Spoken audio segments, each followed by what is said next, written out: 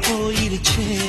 ஓ பாடா படுத்தும் பார்வை என்ன பைத்தியமாக்கிருச்சே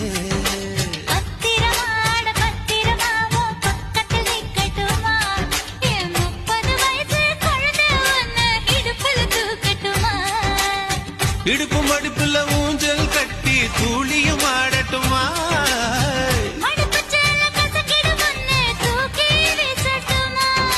நியாயமா இது நியாயமா பதில் சொல்லு செல்லம்மா